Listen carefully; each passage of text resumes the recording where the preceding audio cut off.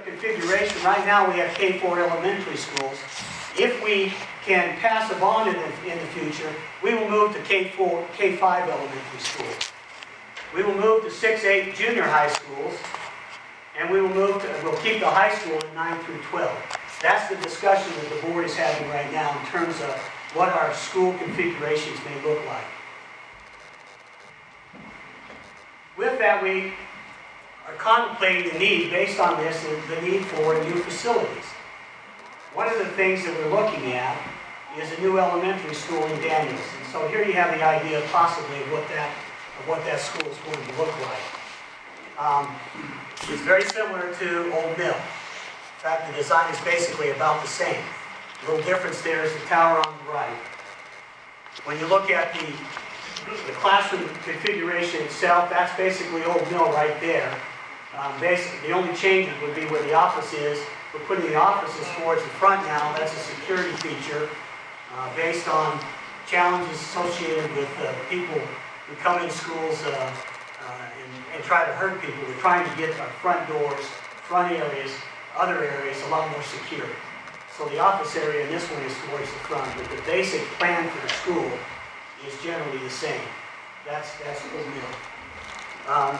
That's what the new school would look like, assuming we could pass something in the future where we could place a school in Daniels. This is the concept of possibly what the new junior high school would look like. We have 30 acres of ground.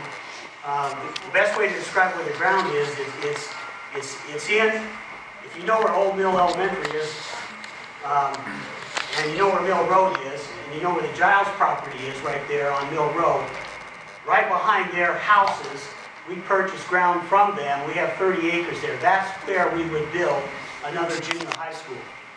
And this is the concept of what that junior high school would look like. And we don't have time now to go through exactly what's all in the school. I can just give you a little brief look at some of the factors. It's two-story. The upper piece on the left-hand side are classrooms there, and you can see classrooms and gyms and lunchrooms and so forth on the main level. That's what that facility would look like. We would need it to be big enough. If we could pass a bond in November of 2015, we would need this facility to be as big, at least as big as as Rocky Mountain Middle School is right now, and bigger. So, and changing the configuration, taking the 5th and 6th grade and putting them back in an elementary school, and taking 6th grade and putting them in one of these Rocky Mountain Middle School and this particular school. So you might be asking yourself, what are we doing with the high school there? What are we doing with TIS? What's the TIS property going to be used for? Well, you can contemplate lots of different ways that we could handle expanding the high school. We could add on to the wings, we could build on there, we could do some things there, or we could use an existing facility that we already have. The board is seriously contemplating as part of this change, okay, that we would consider using Timpanogos Intermediate School as an overflow for the high school. It's right there. Those who need to attend the seminary building is right there. We can get to our classrooms in a fairly efficient way from that particular facility. Plus, we could take some other things over there that we could use, overflow space that will be sitting there, we could use for other purposes, because we have the space sitting there. It does not make sense to me or to the board at this point not to use that existing facility for good purposes. Otherwise, if we were not doing this, we'd be having to have the conversation today about the possibility of another high school in the very near future. We have classes of 500 right now. So if you've got classes of 500, you've got 4 grades at the high school, we're at 1,800 right now, just under 1,800 students. You get an idea of classes of 500, we're going to be to 2,000 fairly quickly. We're going to need the space in that existing building. We're going to need the space at Timpanogos Intermediate School to deal with the overflow that we're going to need there. And we feel that we can use that space very, very effectively that way. The other thing that we have to consider and certainly this is a topic that has a lot of interest in the community for a wide variety of reasons, is the Aquatic Center itself. Right now, the school district operates the Aquatic Center. It meets the needs as best it can for our community right now. The real challenge that we have associated with that is it really meeting our needs? It certainly doesn't meet our swimming team needs. We can't hardly put the people in there for a swim meet. We struggle with additional teams being in there at the same time. Our facility itself, we cannot necessarily expand the way it is without taking down that whole thing and basically starting over. So as we've examined that, looked at it very, very carefully, we've decided that maybe the best thing to do is for us to take a different look at the Aquatic Center than what was done with the county proposal this last November, where the vote was.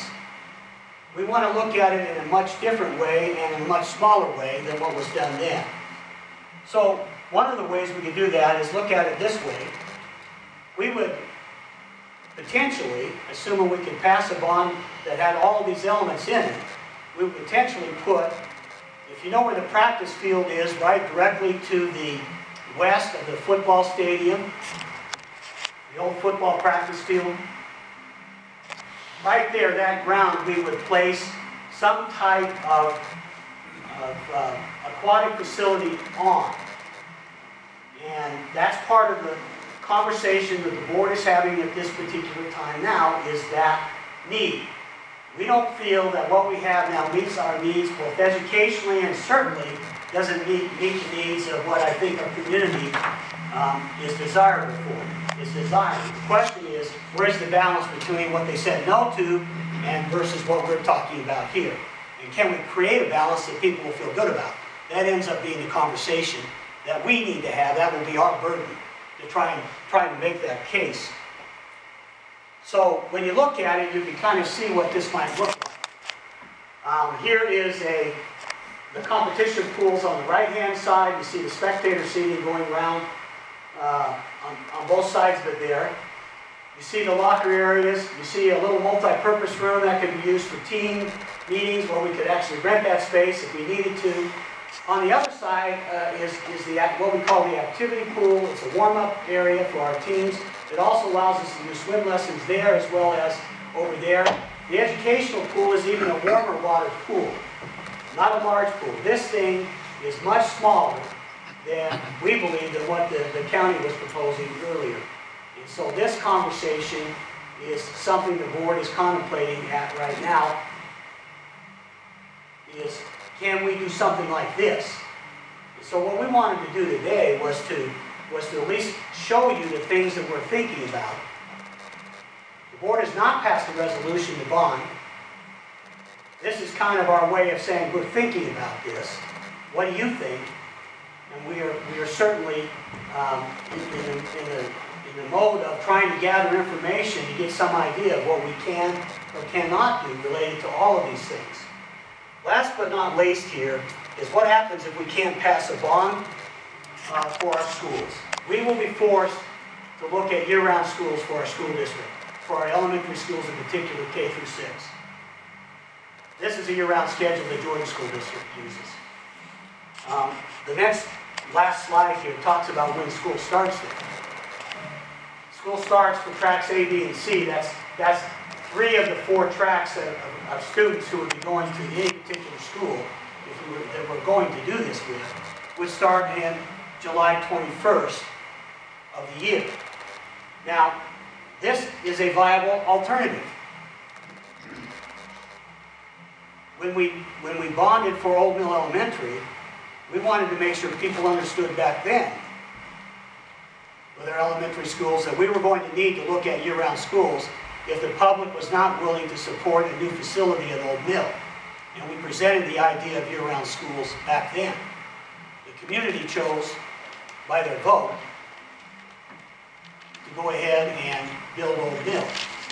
But we want the community to understand today, we're going to have to seriously look at moving our elementary schools, including TIS, to year-round schools as soon as possible. Now, we won't start this next year, but we'll start it as soon as we have to.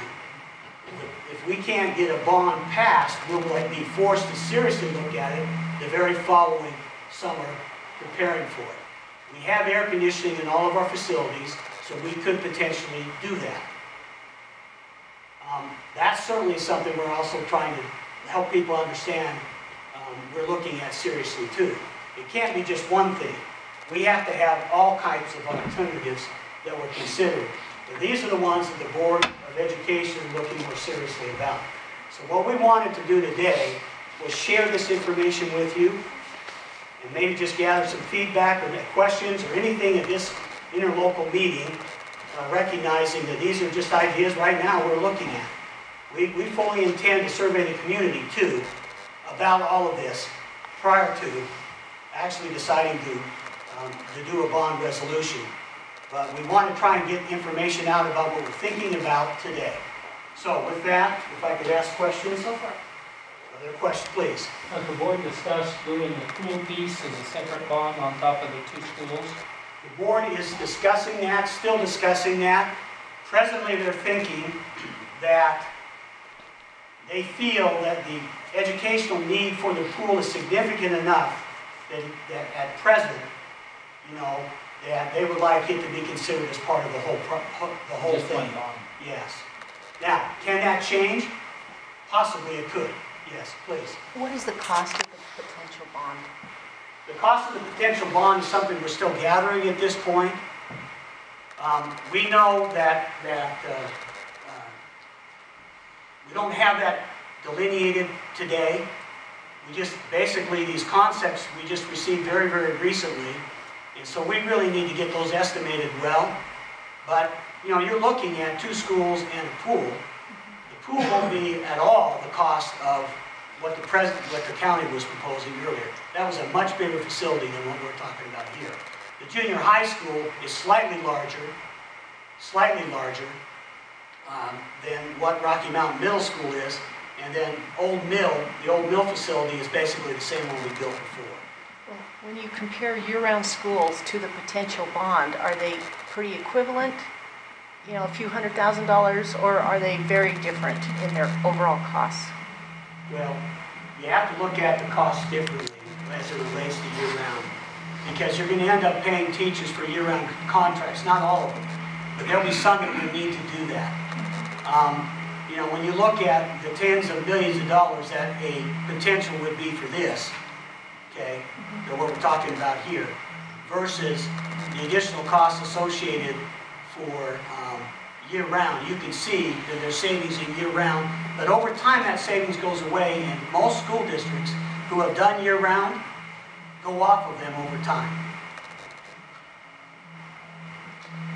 They go off, pardon? For how long do they usually do Well, that? sometimes they go for many years, 20, 30 years doing it, okay? But what they find out is the public generally is not very supportive. The parents are not very supportive of year-round schools. That's been their challenge in maintaining them perpetually. They usually go off on when the public gives them the money to build the school. Yeah, Instead of yeah, that's right. That's when they go off. But it is still a viable option. Are there other questions?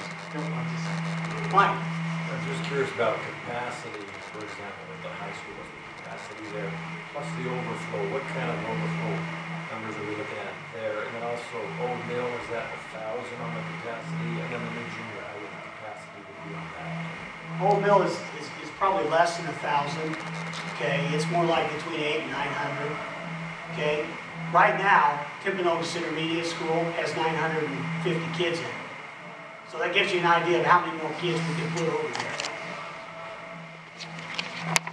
All right. The junior high school has 970 kids in right now, but these also have portables in them. So that gives you, you know, we still have these portables. So we can still, potentially, if we had to use those, we can continue to use them. That gives you an idea about how many more students we could have for those particular areas. New junior high, what would be the capacity on the new It would be closer, we would like it to be closer to 1,200. We still need to expand for growth. I don't think this body here are saying we're going to stop growing suddenly in the next few years. We want to. We'd like to. We'd like to. Maybe we'd like you to also, but I don't see that happening. At least we haven't seen that happen in nearly 14 years that I've been here. Are there any other questions? I'm going to take the whole meeting. Terry, in the high school, we got a bond on, what other bonds do we have, the school district have right now? What other outstanding bonds that we have? We restructured our bonds, so there isn't one for any particular building. We still owe money as I recall, obviously the high school, and as I recall, I think we still have some money on Old Mill. We're getting close. I think we're getting closer with it would be Rocky Mountain Middle School. I think we're near done with that. But you get the idea. We restructured our bonds, so we're not paying off one. We restructured that whole debt recently to take advantage of low interest rates, and that certainly helps. So they all wrapped into one. They're all wrapped in. All of our other debts are all wrapped into one. That's how they work right now. All right. Anything else? Mark, do you want to add at all to this? Okay. Okay, thank Thanks you. to everybody. Thank you for coming. We appreciate that.